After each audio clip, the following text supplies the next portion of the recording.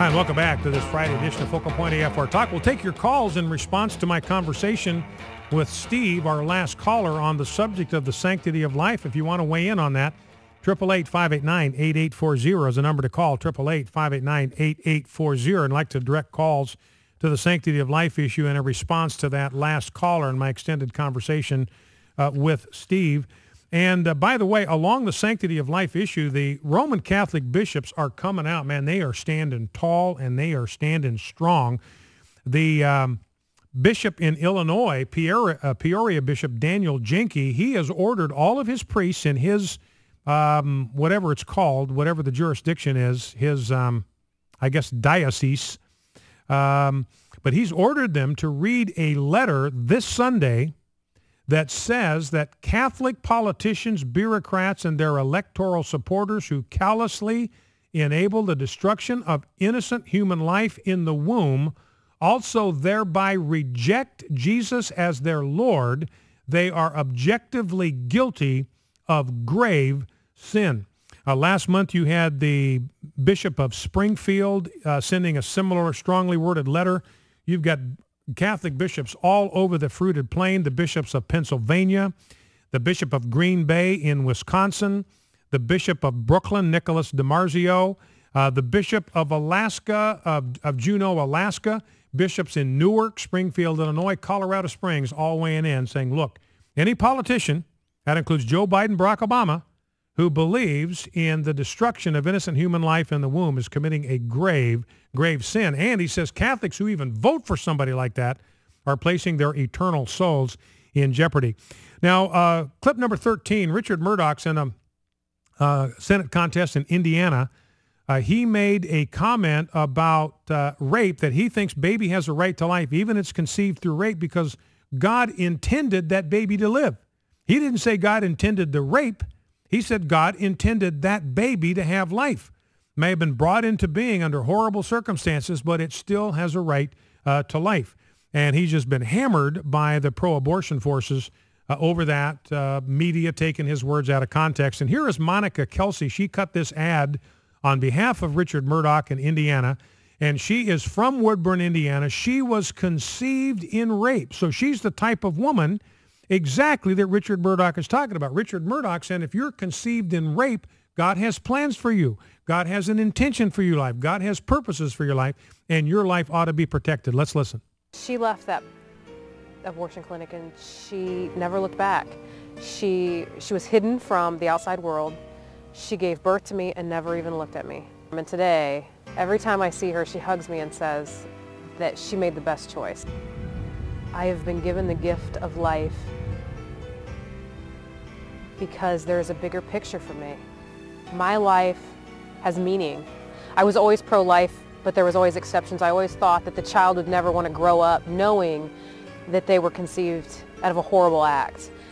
And 2 years ago, when I found out that I was conceived in rape, my whole outlook changed.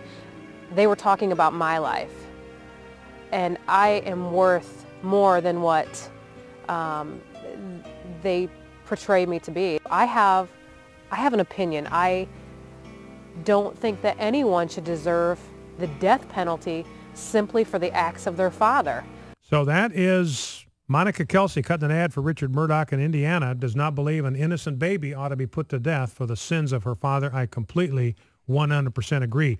Now, Chelsea Handler, this is clip 11. Chelsea Handler's got a late night talk show, and she's on Conan, the late night show with Conan here, and she finds herself laughing about an abortion that she pursued over 20 years ago. And she admits, look, this is not funny.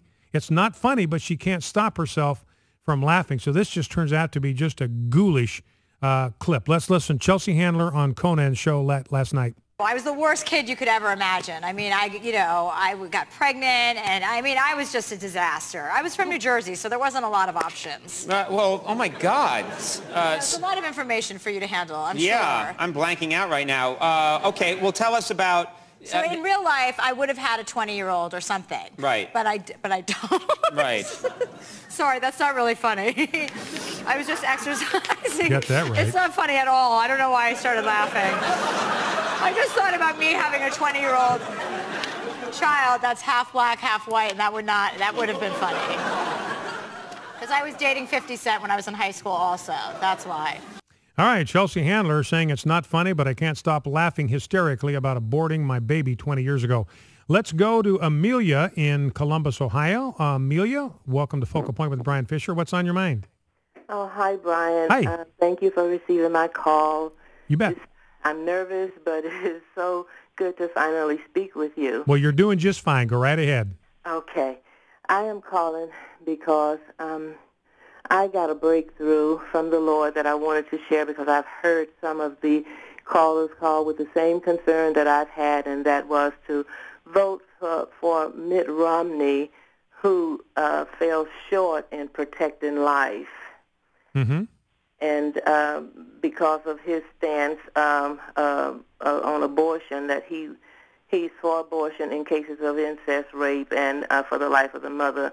And I know that they've been saying that's only about 1 or 2% of the babies you should vote to at least save the 98 or something percent.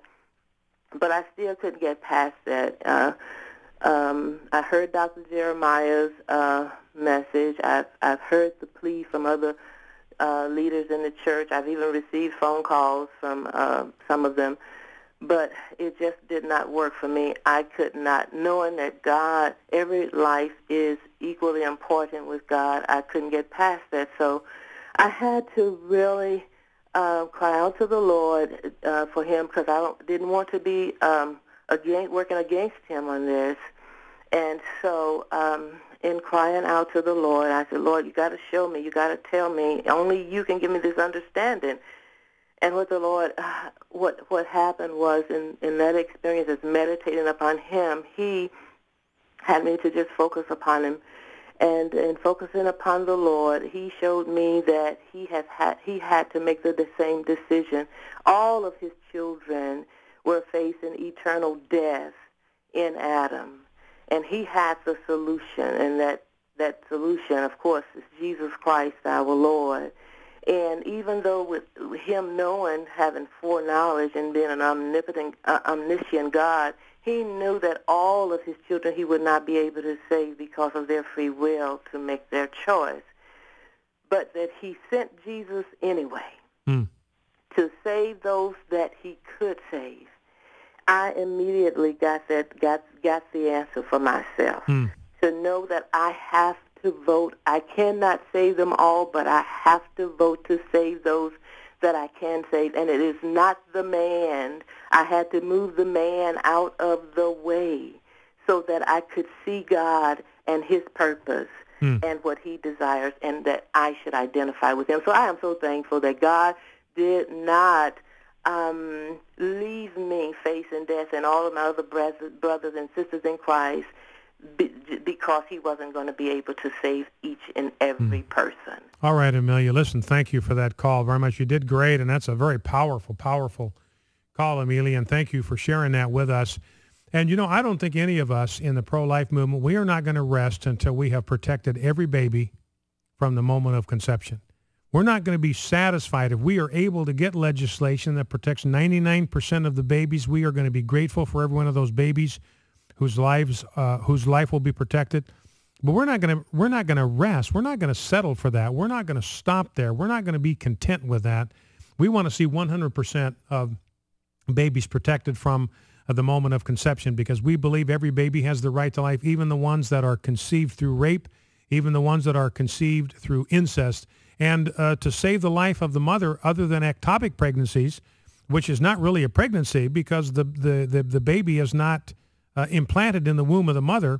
That's the only exception. Otherwise, a normal conventional pregnancy, there's never a need to do an abortion to save the life of the mother. So legislation like that even Governor Romney would support, and I agree, with Amelia, he was not a pro-life governor.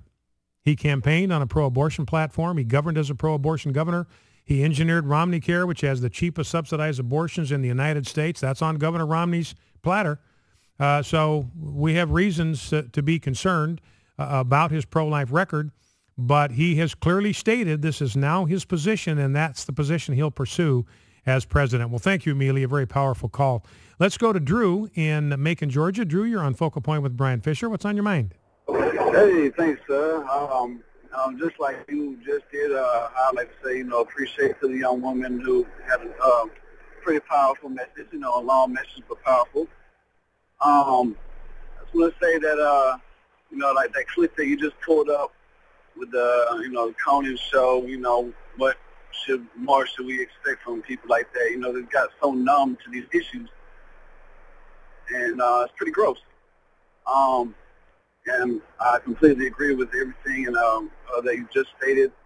I feel like Romney would definitely be a better decision in saving human lives. And the caller that said, you as a Jew, don't call me a Jew too. They're supposed to be foundation is the Old Testament, and which embodies the same human rights. And I guess he didn't understand that, if you take the authority into your own hands to say who's the human or what's the human, that's the same thing that Hitler did in the genocide of the Jews, right? Yeah. And I just want to share my perspective. I call to share a perspective that I don't think a lot of people... Hello? Yeah, Drew, go ahead and finish your thought. I'm just about out of time. A lot of people that when it comes to abortion, that it's also a man's decision because that baby has more DNA than just a woman. Yeah.